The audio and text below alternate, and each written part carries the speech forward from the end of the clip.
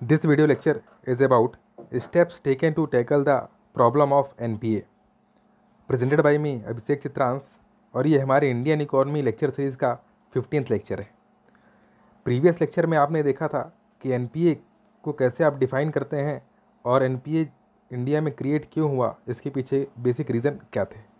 आज के इस पूरे टॉपिक में हम डिस्कस कर रहे होंगे कि NPA को कैसे रिजॉल्व किया जाए, इसके लिए गवर्नमेंट ने क्या क्या स्टेप्स लिए। हालांकि हमने पिछले क्लास में ये भी देखा था कि जो बैंक है उसके पास 4 ऐसे रिस्पॉन्स हैं जिसके थ्रू वो रिस्पॉन्ड करता है NPA की प्रॉब्लम के लिए। उन चारों रिस्पॉन्स को किस तरीके से गवर्नमेंट एम्पावर करती है और कैसे उसके अल्टरनेटिव्स देती है बैंक्स को, यही पूरा इस डिस्कशन में आपको देखने को मिलेगा। उसमें कई सारे इनिशिएटिव्स स्कीम्स के थ्रू भी और एक्ट के थ्रू भी गवर्नमेंट ने जो भी प्रोवाइड किया है बैंक को पावर्स के थ्रू, वो सब हम इसमें डिस्कस कर रहे होंगे। फर्स्ट है कि 1991 में नरसिम्हन कमेटी को कॉन्स्टिट्यूट किया गया जिसने बैंकिंग सेक्टर में रिफॉर्म को सजेस्ट किया। उनके रिफॉर्म के सजेशन के बेसिस पे 1993 में डेट रिकवरी ट्रिब्यूनल को इस्टेब्लिश किया गया, जिनको आप DRTs के नाम से जानते हैं। तो DRT के इस्टेब्लिश होने से पहले बैंक जब भी किसी को लोन सैंक्शन करते थे और लोन लेने वाला व्यक्ति या फर्म जो भी उसके पास अपनी सिक्योरिटी गिरवी रखता था, उसको सेल करने से पहले उन बैंक्स को रिक्वायर्ड होता था कि वो एक कोर्ट का ऑर्डर जब उनके पास हो कि ठीक है इसमें जजमेंट हो गया और वो डिफ़ॉल्टर है वो व्यक्ति या वो फर्म, वो लोन नहीं रीपे कर पाएगा, अब आपको अपना लोन रिकवर करने के लिए पावर है कि आप उस एसेट को सेल करके लोन रिकवर कर सकते हैं। सिर्फ तभी वो बैंक उसकी रिकवरी कर पा रहा था। तो उसका एक अल्टरनेटिव दिया गया कि डेट रिकवरी ट्रिब्यूनल एक स्पेशलाइज्ड व्हीकल होगा जिसमें जो बैंक के डिफ़ॉल्ट से रिलेटेड केसेस हैं उनको स्पीडी ट्रायल दिया जा सकेगा। इससे उस बैंक को अपना NPA रिकवर करने में बहुत कम टाइम में ऑर्डर्स मिल जाएंगे और वो इजीली अपने NPA को रिकवर कर सकता होगा। ये DRT का प्रपोजल था। लेकिन DRT भी धीरे धीरे करके ओवरबर्डन हो गए और ऐसा सिस्टम हुआ कि इसमें भी अब एक केस को सॉल्व होने में 2 से 3 साल का टाइम लग जाता है।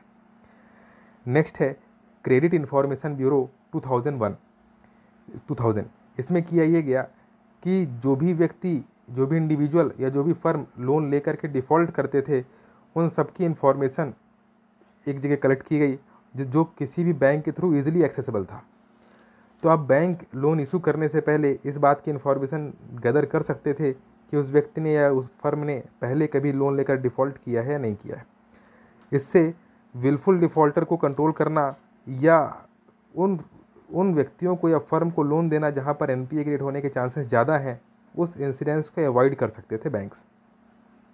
ये इससे हेल्पफुल रहा। नेक्स्ट है लोक अदालत। तो लोक अदालत में जो भी 5 लाख रुपए से कम के केस थे उन सबको रिजॉल्व करने का एफर्ट किया गया। इससे ये छोटे केस DRT को भी ओवरबर्डन कर रहे थे और कोर्ट्स को भी ओवरबर्डन कर रहे थे। वहाँ से उनका बर्डन रिमूव हुआ जब ये 5 लाख रुपीज़ तक के मैक्सिमम केस को रिजॉल्व करने का एफर्ट किया गया लोक अदालत के थ्रू, जो कि एक अच्छा एफर्ट था। नेक्स्ट है कॉम्प्रोमाइज़ सेटलमेंट। तो काफ़ी लंबे ड्यूरेशन तक बैंक को और सेकंड पार्टी को वेट करते रहना कि कोर्ट जजमेंट दे या कोई एक ट्रिब्यूनल DRT जजमेंट दे, उससे एक अच्छा तरीका है कि उन कॉर्पोरेट कंपनीज़ को एक ऑफ़र दिया जाए कि आप चाहें तो एक कॉम्प्रोमाइज़ सेटलमेंट कर सकते हैं, जिससे दोनों के बीच का एक कोई रास्ता निकल आएगा जिससे ये NPA की प्रॉब्लम को सॉल्व किया जा सकेगा। हालांकि स्ट्रिक्टली प्रोहिबिट किया गया कि ये प्रोविज़न उनके लिए नहीं है जो विलफुल डिफ़ॉल्टर है या जो फ्रॉड केस करना चाह रहे थे। जो जेन्युइन है, जिनके पास रियल में उनका बिजनेस परफॉर्म नहीं कर पाया, इस कारण से वो रिपे नहीं कर पाया और NPA क्रिएट हुआ, उनको एक कॉम्प्रोमाइज़ के थ्रू कुछ एक रिलैक्सेशन देना जिसके थ्रू वो अपने आप को कैपेबल बना सकें और वो लोन के इस अमाउंट को रिपे कर सकें। ये था इसमें कॉम्प्रोमाइज़ सेटलमेंट 2001। नेक्स्ट है SARFAESI act 2002। Most important act है बैंकिंग सेक्टर के लिए। इसमें आप securitisation and reconstruction of financial assets and enforcement of security interest act 2002 के नाम से जानते हैं। तो अभी तक इससे पहले जो भी जजमेंट आता था वो या तो DRT के थ्रू आ रहा था, ट्रिब्यूनल के थ्रू या कोर्ट के थ्रू आ रहा था। अब इस सारफेसी एक्ट ने इस बात का रिक्वायरमेंट ही ख़त्म कर दिया कि बैंक को अपना पैसा रिकवर करने के लिए किसी इंटरमीडियरी के तरीके से कोर्ट की रिक्वायरमेंट होगी। अब उनको खुद को एम्पावर किया गया कि इस एक्ट में दिए गए 4 में से कोई भी एक एक्शन को वो कंडक्ट कर सकते हैं अपने दिए गए लोन के अमाउंट को रिकवर करने के लिए, अगर वो लोन का अमाउंट 1 लाख रुपीज़ या उससे अधिक का है। वो कौन कौन से हैं? तो सारफेसी एक्ट के अंदर बैंक पहले तो नोटिस सेंड करेगा, और नोटिस देने के बाद भी अगर वो इंडिविजुअल या फर्म लोन रीपे करने में कैपेबल नहीं होता, तो फर्स्ट एक्शन ये होगा उस बैंक का कि वो चाहे तो उस सिक्योरिटी की ओनरशिप ले सकता है जिस सिक्योरिटी के अगेंस्ट लोन लिया गया था।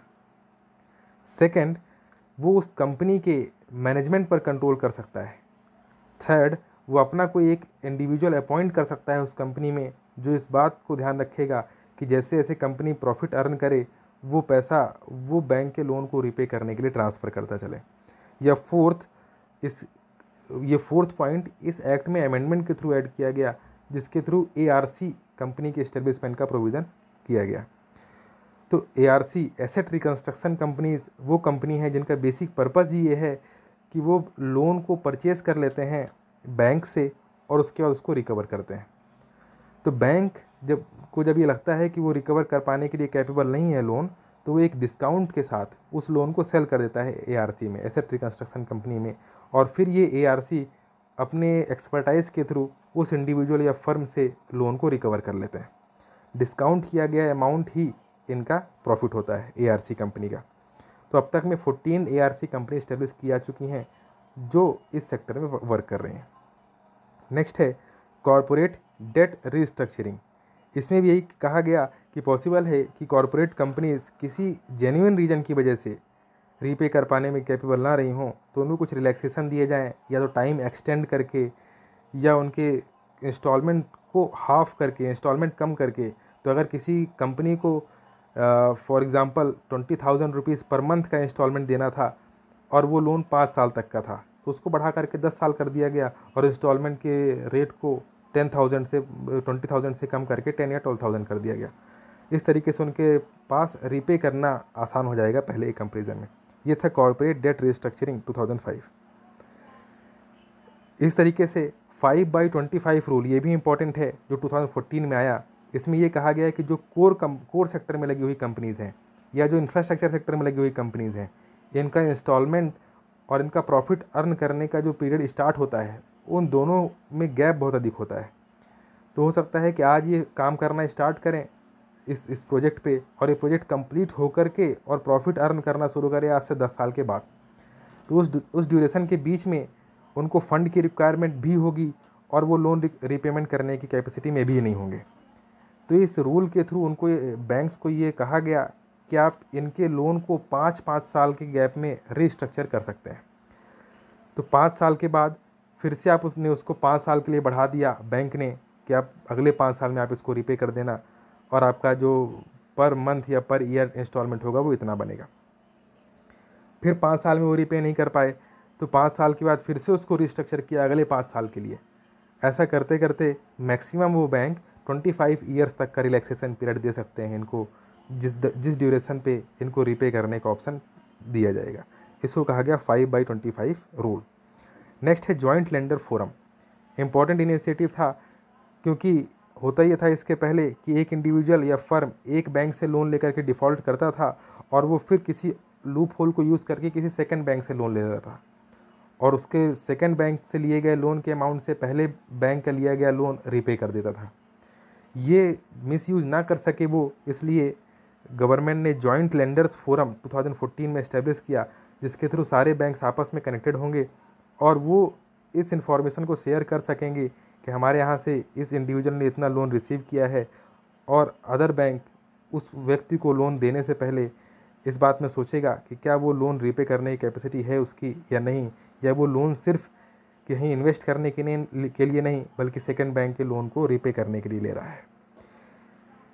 नेक्स्ट है मिशन इंद्रधनुष, सबसे इम्पॉर्टेंट है, और ये कहा जा सकता है कि 1969 में जब 14 बैंक्स का नेशनलाइजेशन किया गया था, उसके बाद का सबसे बड़ा जो रिफॉर्म हुआ है बैंकिंग सेक्टर में, वो इसी स्कीम के थ्रू हुआ है। इसको इंद्रधनुष इसलिए कहा जाता है क्योंकि इसमें 7 फैक्टर्स पर फोकस करना था, जिनको ABCDEFG के थ्रू डिस्कस किया गया है।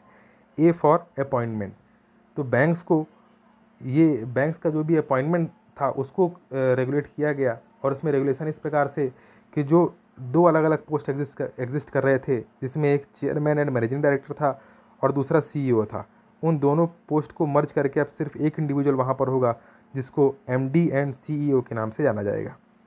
उसके अलावा एक और नई पोस्ट क्रिएट करी गई जिसको कहा गया non executive chairman of PSB.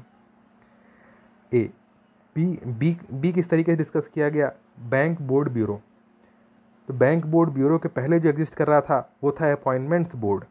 Appointments board को रिप्लेस करके बैंक बोर्ड ब्यूरो बनाया गया, जिसमें इमिनेंट प्रोफेशनल्स होंगे और ऑफिशियल्स होंगे जो अपॉइंट करेंगे पब्लिक सेक्टर बैंक्स के डायरेक्टर लेवल के पोस्ट पर, और इनका अपॉइंटमेंट मेरिट बेस पर होगा। इस बात को बैंक बोर्ड ब्यूरो इंश्योर करेगा। थर्ड है कैपिटलाइजेशन। तो फाइनेंस मिनिस्टर ने 2015 में इस बात को एक्सेप्ट किया कि आने वाले 4 साल में बैंक को कैपिटलाइज करने की रिक्वायरमेंट होगी और अप्रॉक्सीमेटली 1,80,000 करोड़ रुपीज़ का कैपिटलाइजेशन करना है, जिसमें से 70,000 करोड़ रुपीज़ तो फाइनेंस मिनिस्ट्री बजट के थ्रू प्रोवाइड करने का एफर्ट करेगी, लेकिन रेस्ट अमाउंट जो है वो बैंक मार्केट से रेज कर सकेंगे बॉन्ड या डिवेंचर्स के थ्रू। नेक्स्ट है डी स्ट्रेसिंग। तो जो भी स्ट्रेस्ड एसेट्स हैं बैंक के पास, उनको आइडेंटिफाई करना और उनको रिजॉल्व करने का एफर्ट करना, ये D stressing. E for employment. Bank को इस बात के लिए एम्पावर किया गया और इनकरेज किया गया कि वो इंडिपेंडेंट डिसीजन ले सकते हैं अपने कॉमर्शियल या ऑर्गेनाइजेशनल इंटरेस्ट को देखते हुए, और वो जो भी छोटे मोटे अपॉइंटमेंट करना चाहते हैं उस पर गवर्नमेंट कोई इंटरफेयर नहीं करेगी अगर वो उनके इंटरेस्ट को मैक्सिमाइज करते हैं तो। F framework of accountability.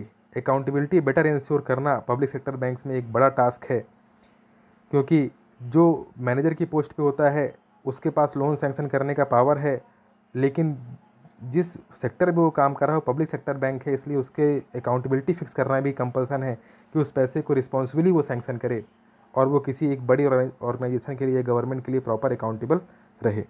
इसके लिए की परफॉर्मेंस इंडिकेटर डिसाइड किए गए और इसके साथ साथ में ESOP जो टॉप मैनेजमेंट होता है उसको अवेलेबल जो किया जाता है, उसके लिए भी कुछ कंसिडरेशन रखे गए।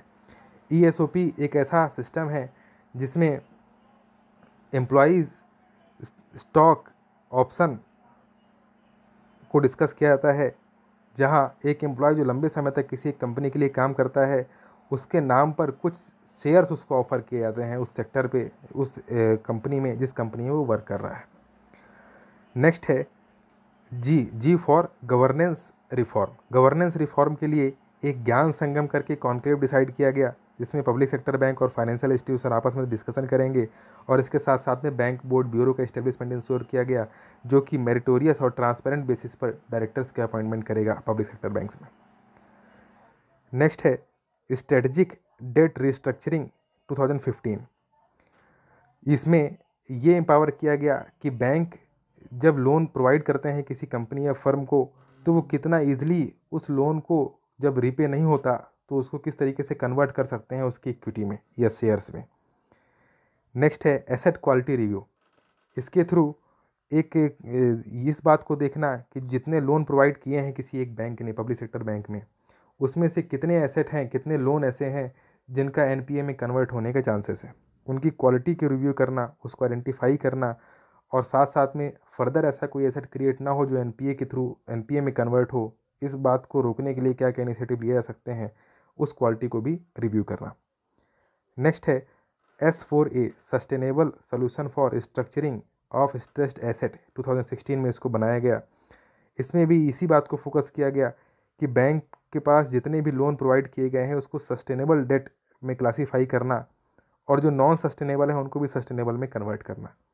तो ऐसे डेट जिनकी सर्विसिंग, इट मीन्स जिनका इंस्टॉलमेंट और इंटरेस्ट लगातार आता रहता है प्रॉपर टाइम पे, उसको आप सस्टेनेबल डेट कहते हैं, और जिसका गैप होता है इनके इंस्टॉलमेंट या इंटरेस्ट के रीपे होने में, उसको नॉन सस्टेनेबल कहते हैं। तो वो सब इसमें कंसिडर करना। नेक्स्ट है insolvency and bankruptcy code act 2016। क्योंकि इस डिस्कशन में आप सारे स्टेप्स को डिस्कस कर रहे हैं, इसलिए इस IBC पे प्रॉपर डिस्कशन बहुत लिमिटेड है। पर्टिकुलरली इस IBC पे डिस्कशन के लिए एक अलग से वीडियो हम लोग देखेंगे, जिसमें इसके सारे प्रोविजंस को डिस्कस करेंगे जो रिसेंटली और प्रेजेंट टाइम में बहुत हेल्पफुल हैं बैंक्स के NPA को रिजॉल्व करने के लिए। इसमें एक टर्म यूज़ किया गया है चक्रव्यूह चैलेंज। 2016 के आसपास के बजट में इस बात को डिस्कस किया गया था, जहाँ पर चक्रव्यूह चैलेंज का मतलब कि किसी सेक्टर पे इंटर करना आसान है लेकिन उसमें एग्जिट करने के लिए बहुत सारे बैरियर्स हैं। तो फाइनेंस प्रोवाइड करना बहुत आसान है लेकिन उसको रिकवर करने के लिए बहुत सारे जो बैरियर्स हैं उन सबको कैसे रिजॉल्व किया जाए, वो इंसॉल्वेंसी एंड बैंकरप्सी कोड के थ्रू डिस्कस करना था। नेक्स्ट है, एक टर्म डिस्कस किया गया 2016-17 के इकोनॉमिक सर्वे में, और ये डिस्कशन में क्यों आया, क्योंकि इस टर्म को लेकर के डिसएग्रीमेंट था उस टाइम के डिप्टी गवर्नर जो आरबीआई के थे विरल आचार्य, उनके बीच में, और साथ साथ में फाइनेंस मिनिस्टर के बीच में।